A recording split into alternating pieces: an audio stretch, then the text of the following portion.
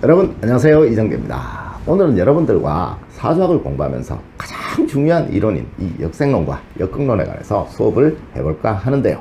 대부분의 분들이 상생론, 상극론에는 굉장히 익숙하신데요, 이 역생론과 역극론에 관해서 아시는 분은 거의 없으신 것 같아요. 그런데 실제로 여러분들이 사주학을 공부하기 위해서는, 또는 사주를 실전에 적용하기 위해서는 이 이론을 모르면 아무것도 할 수가 없는 그런 이론입니다. 그러니까 여러분들이 반드시 아셔야 되는 그런 원리니까 여러분들 이 수업 한번 잘 들어보시고 역생론과 역극론이 어떤 것인가 여러분들이 다 익히셔서 여러분들이 사주학을 공부하시는데 큰 도움이 되시기를 진심으로 부탁드립니다. 자, 이제부터 역생론과 역극론에 한번 들어가 보도록 하겠습니다. 역생론과 역극론이라는 건 어떤 거냐면, 여러분들은 항상 보면 목생화, 화생토, 토생금, 금생수, 수생목에는 익숙해져 있고요. 목극토, 화극금, 토극수, 금극목, 수극화, 여기에는 굉장히 익숙해져 계신데요, 목극화라는 데는 전혀 익숙해져 계시지 않아요. 또 화극토라는 용어는 굉장히 생소하시고요. 이 용어 앞에 있는 이것이 역극이라는 겁니다. 목극화, 화극토, 토극금, 금극수, 수극목이라는 이것이 역극이라는 건데요, 역극은 어떤 것이냐면, 목이 화를 생해야 되는데 목의 기운이 너무 강하고 화의 기운이 너무 약해서 화가 목의 기운을 받아줄 여력이 안 되는 겁니다. 그런데 갑자기 많은 목의 기운이 쏟아지니까 화가 오히려 죽어버리는 그런 현상을 목극화라고 합니다. 쉽게 작은 불에 많은 나무를 확 얹게 되면 그 불이 확 꺼져버리죠. 화는 죽어버린다는 거예요. 이것을 우리는 목극화라고 하는데요, 과연 목극화라는 것이 사주에 언제 드러나는가, 화극토라는 것이 사주에 언제 드러나는가, 토극금이라는 것이 사주에 언제 드러나는가, 여러분들이 반드시 아셔야지만 사주 해석을 할 수 있어요. 왜냐하면 이 역극이 일어나는 그 순간이 사주에서는 가장 해로운 순간이기 때문에 여러분들한테 사주를 상담하러 오시는 거의 대부분의 분들, 또 여러분들한테 삶이 힘들고 어려워서 개명을 하러 오시는 거의 대부분의 분들에게는 반드시 이 역극이 드러나게 마련입니다. 그래서 이 역극에 관해서 여러분들이 모르신다면 그분이 지금 어디가 어렵고 어디가 힘들어서 찾아오셨는지, 또 그 힘든 것이 얼만큼 힘들고 어려운 것인지를 여러분들은 전혀 판단하실 수가 없게 돼요. 상생과 상극은 우리 일반적인 경우에 많이 나타납니다. 그래서 정격인 사주에 나타나죠. 정격인 사주 같은 경우는 정상적인 형태라서 큰 어려움을 삶에서 겪고 있지 않습니다. 그런데 이 역극이 일어나는 순간은 삶이 굉장히 어려워지고 순환이 안 되는 그런 병이 생기는 순간입니다. 우리가 병원에 갔을 때 어떤 병이 있어야지만 병원에 가죠, 그죠? 그래서 그 부분에 가서 진단을 받죠, 그죠? 마찬가지입니다. 사주에 문제가 생겼기 때문에 여러분들한테 그분은 상담을 하러 가는 거고, 힘들고 어려워서 여러분들한테 개명을 하러 가는 겁니다. 그렇다면 그분이 지금 여러분들한테 찾아가서 계시는 그분이 반드시 이 역극 현상이 나타나고 있기 때문에, 병이 나타나고 있기 때문에 여러분들한테 상담을 하러 가셨다라는 거예요. 그러니까 이 역극에 관해서 모르신다면 여러분들은 그분이 지금 뭐 때문에 어려워서 뭐 때문에 여기 와 있는지를 잘 모르시겠죠. 반드시 이 부분을 알아야 됩니다.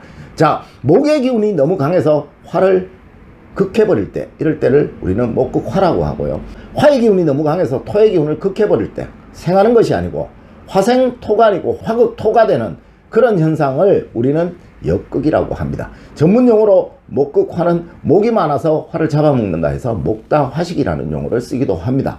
화극토 같은 경우는 화가 너무 강해서 토의 기운을 척박하게 만든다. 여러분들 사막을 생각하시면 됩니다. 사막이 너무 뜨겁고 화의 기운이 너무 강하기 때문에 땅은 척박하잖아, 그죠? 거기에는 어떤 농작물이 자랄 수가 없잖아, 그죠? 이런 경우를 우리 화극토라고 하고요, 토극금 같은 경우는 토의 기운이 너무 강해서 금의 기운을 깨어버릴 때, 토 안에 생육에 좋은 금의 기운이 하나도 없을 때, 그럴 때를 우리는 토극금이라고 합니다. 금극수는 금의 기운이 너무 강해서 수의 기운을 극해버릴 때, 이럴 때를 금극수라고 하고요, 수의 기운이 너무 강해가지고 목의 기운을 극해버릴 때, 이때를 우리는 수극목이라고 하는데요, 이 상황이 역극의 현상입니다. 역극의 현상이 언제 나타나는지는 제가 지금 예를 들어서 보여드릴 거니까 준비하시고요. 또 역생의 경우는 이 사람이 굉장히 어려웠다가 이것이 풀려나서 크게 번영하는 그런 시기를 우리는 역생의 시기라고 얘기를 합니다. 정격의 사주에서 역생의 시기가 나타나는 그 순간은 삶에서 가장 행복을 느끼는 순간이니까 여러분들이 또 이 부분에 관해서는 반드시 이해를 하셔야 되겠죠. 자, 여러분들은 목생화만 생각하셨죠. 화의 기운이 목을 오히려 살리는 화생목이 되는 현상입니다. 왜냐하면 어떤 사주에요, 금의 기운과 수의 기운이 너무 강해서 목의 기운을 극하고 있는 상황에서요, 금수가 너무 강해서 목의 기운이 살아날 수가 없는 그런 상황에서요, 화의 기운이 온다면 금의 기운을 극하게 되니까 이 금이 조절을 받아서 수 역시도 조절을 받게 되고, 그래서 목의 기운이 살아나는 현상, 이를 우리는 화생목이라고 합니다. 또 토생화 같은 경우는 어떤 경우냐면, 수의 기운이 너무 강해가지고 화의 기운이 어려움을 겪고 있는 상황에서 토라는 운이 대운에 오거나 또는 이름에 토의 기운이 강하게 나타나서 수의 기운을 조절해 줄 때, 그럴 때는 화가 살아나게 되겠죠. 그래서 이 토가 화를 살렸다 해서 토생화라고 얘기를 하는 겁니다. 또 금생토 같은 경우는 목의 기운이 사주에 너무 강해가지고 토가 살아나기 힘든 상황에 금의 기운이 대운에 오거나 또는 이름에 금의 기운을 강하게 만들어 주어서 이 목의 기운을 조절해 줄 때 토가 살아나게 되겠죠. 이런 경우를 우리는 금생토라고 합니다. 수생금 역시 마찬가지고 목생수 역시 마찬가지입니다. 이렇게 정격인 사주에 역생이 나타나는 경우는 번영하는 시기, 또 역극이 나타나는 시기는 가장 어렵고 힘들어지는 그런 시기다라는 거 여러분들 꼭 이해를 하셔야 됩니다. 자, 다음에 그러면 이런 현상이 언제 나타나는지, 역극이 언제 나타나는지 여러분들한테 보여드리도록 하겠습니다. 자, 경자, 갑신, 을미, 경진이라는 사주입니다. 일간은 목인데요, 이 사주를 여러분들이 이렇게 한번 보시면요, 금의 기운이 굉장히 강하죠. 경신금, 경신금, 이렇게, 그죠? 미진에 의해서 생해진 경신금이 굉장히 강하죠. 이 자수는 살아날 수가 없는 자수입니다. 이런 경우를 우리는 금다수탁이라고 합니다. 역극이 일어나고 있다. 이 수가 죽으니까 일간이 목의 기운도 살아날 수가 없겠죠. 이런 경우를 우리는 역극의 현상이 나타나고 있다라고 합니다. 자, 여러분들이 만약에 이 사주를 모르신다면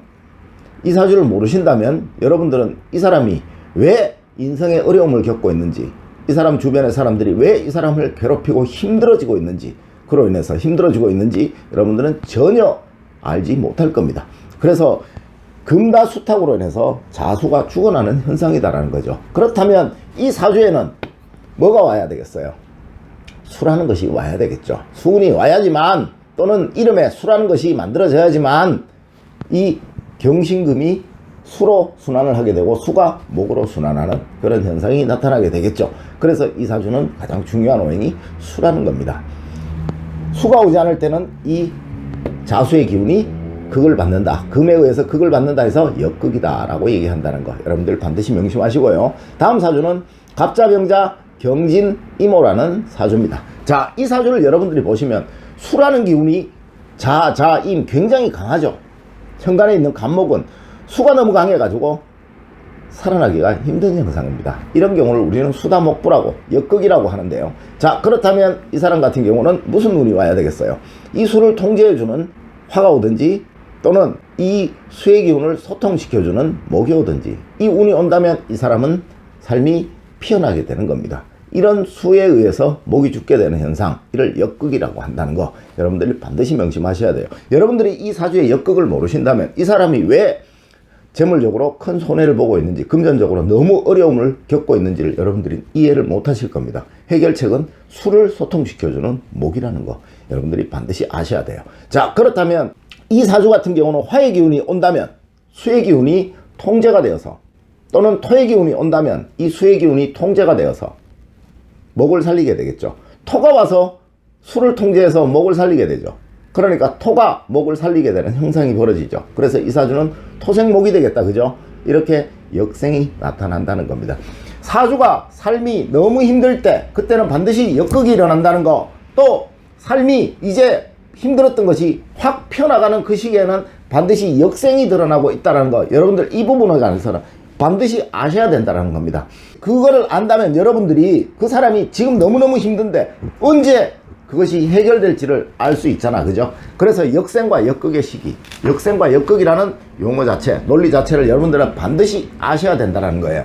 자, 역극은 언제 일어난다? 위의 기세가 아래의 기세보다 3배수 이상 많을 때 반드시 역극이 일어난다 라고 평가를 한다는 겁니다. 여러분들 이 부분 꼭 아셔야지만 여러분들이 사조학에 진일보하실 수 있다는 겁니다. 여러분들은 상생과 상극의 원리에만 자꾸 매몰되어 계신데요. 상생과 상극은 우리 학생들이 배우는 수학으로 비유하면 곱하기 나누기 정도 수준밖에 안 됩니다. 이제 이런 2차 방정식, 3차 방정식의 원리들을 익히셔서 역생과 역극이라는, 그죠? 다음에는 미분과 적분이라는 쌍생과 쌍극의 원리까지도 올라가야 될 거 아닙니까? 여러분들이 보통 상생과 상극에서만 자꾸 논하게 되면 초등학생이 대학교 시험 문제 풀려고 하는 것과 똑같은 거고요. 초등학생이 대학교 의대 시험을 치려고 하는 것과 똑같은 겁니다. 여러분들은 지금 상생과 상극이라는 초보적인 구구단을 배우시고 또 역생과 역극이라는 중급적인 방정식, 그 다음에 함수 이런 것들을 배우시고요. 또 쌍생과 쌍극이라는 미분적분이라는 논리를 배우시고 그리고 나서 그것을 적용해서 대학 시험을 쳐야 될 거 아닙니까? 그죠? 그렇게 해야지 사조학에 완전히 입문하게 되는 겁니다. 여러분들이 매일 보면 뭐 합이 어떻고 충이 어떻고 이래갖고 하는 그거는, 그죠? 그냥 초등학교 수준이라는 거. 여러분들 그 부분에 가서 꼭 이해를 하셔야 됩니다. 자, 여러분들에게 오늘 역생과 역극에 관해서 기본적인 것들을 말씀을 드렸는데요. 다음 시간엔 이것을 적용해서 더 깊이 있는 공부가 되도록 여러분들에게 연습을 시켜드리도록 하겠습니다. 오늘 수고 많으셨습니다.